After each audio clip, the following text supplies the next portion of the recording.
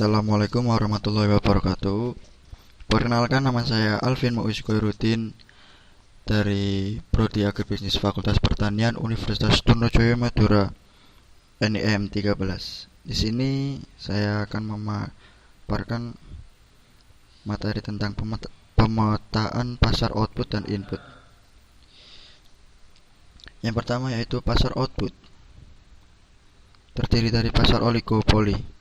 Pasar oligopoli adalah salah satu bentuk pasar tidak persaingan sempurna, di mana hanya terdapat beberapa penjual atau produsen dengan memiliki banyak pembeli di pasar.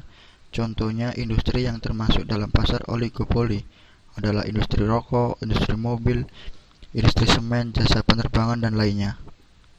Dari grafik di atas bisa diketahui keuntungan maksimum dapat dicapai pada tingkat output dan harga, di mana dapat dipenuhi kondisi MC sama dengan MR.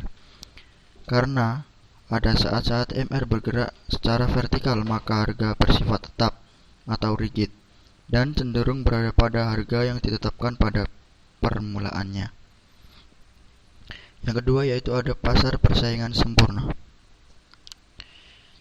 Pasar persaingan sempurna adalah suatu pasar di mana jumlah penjual dan pembeli atau konsumen yang sangat banyak dan barang atau produk yang ditawarkan atau dijual sejenis. Contohnya yaitu gandum, batu bara, kentang, dan beras. Dari grafik tersebut menunjukkan bahwa keseimbangan untuk pasar persaingan sempurna untuk suatu produk misalnya adalah beras. Pada harga keseimbangan P, jumlah beras yang dikonsumsi sebesar Q.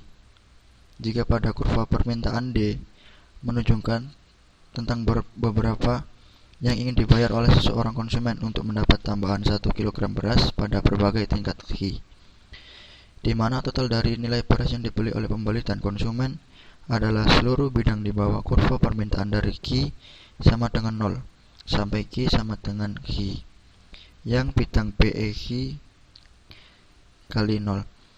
Untuk nilai ini, konsumen membayar sebesar P kali EQ kali 0. Oleh karena itu, mereka menerima surplus lebih besar dari yang mereka bayar, seperti yang telah digambarkan. Yang ketiga, yaitu ada pasar monopoli.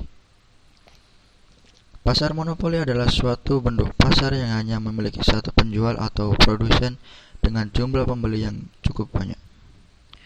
Orang yang melakukan monopoli terhadap suatu pasar disebut monopolis.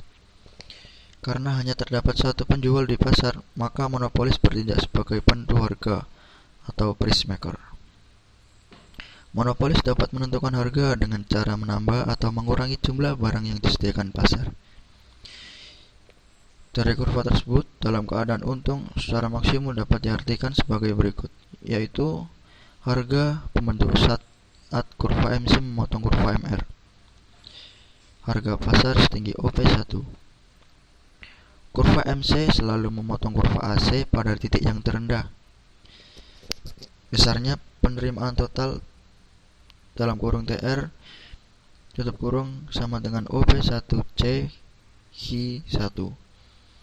Besarnya biaya total buka kurung TC tutup kurung sama dengan OP2 BH1. Keuntungan maksimum sebesar P1 P2 BC. Yang keempat yaitu ada pasar monopolistik.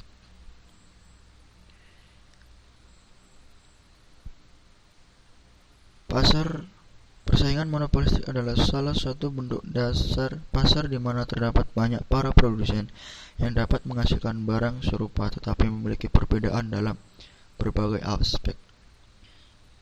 Contohnya, barang yang dijual dalam pasar monopolistik adalah pasta gigi, sampo, dan sabun.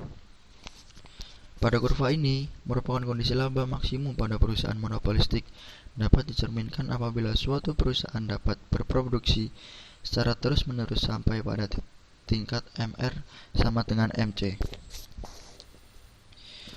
Kurva mencapai keuntungan jika pada jumlah barang output yang diproduksi sebesar Q dengan tingkat harga P.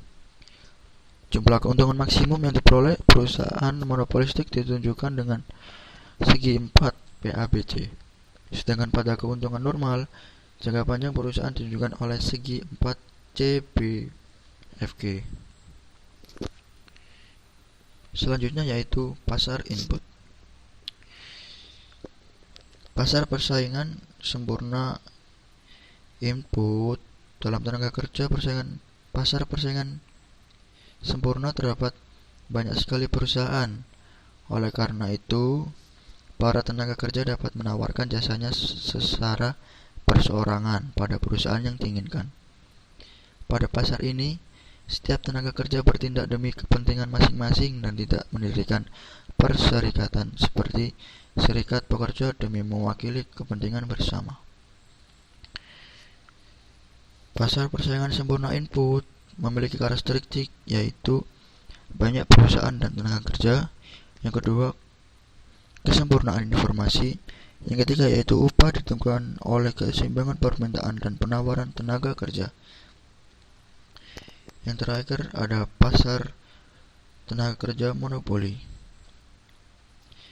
Pada pasar tenaga kerja monopoli ini, seluruh tenaga kerja bersatu untuk menyatukan kekuatan dan kepentingan dengan bergabung dalam serikat pekerja atau dapat disebut dengan serikat buruh.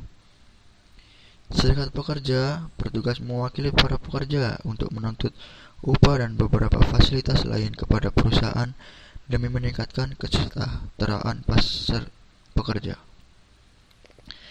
Karena bergabung dalam satu ikatan, yakni serikat pekerja, maka para tenaga kerja memiliki hak monopoli dalam menjual atau menawarkan tenaganya. Dalam kurva DD adalah kurva permintaan tenaga kerja. Kurva ES adalah kurva penawaran tenaga kerja. Dan titik EE merupakan titik keseimbangan atau titik equilibrium. Pada keadaan keseimbangan atau bisa disebut dengan equilibrium, tingkat upah terjadi sebesar A dan jumlah tenaga kerja yang diminta sama dengan yang ditawarkan, yakni sebesar B. Pada tingkat upah sebesar A, para pekerja masih merasa belum cukup. Mereka menuntut upah yang tinggi, yaitu sebesar A1. Perusahaan bersedia membayar sebesar A1 dengan catatan perusahaan hanya mampu mempekerjakan tenaga kerja sebanyak B1. Karena pada upah sebesar A1, maka jumlah penawaran tenaga kerja sebesar B2, maka terjadilah pengangguran sebanyak B1 dikurangi B2. Bila upah yang dituntut semakin tinggi pula jumlah tenaga kerja yang menganggur. Maka itu sebaiknya serikat pekerja jangan menuntut upah yang jauh melebihi upah equilibrium. Sekian pemaparan dari saya, kurang lebihnya mohon maaf. Wabillahi taufiq wal hidayah. Wassalamualaikum warahmatullahi wabarakatuh. Terima kasih.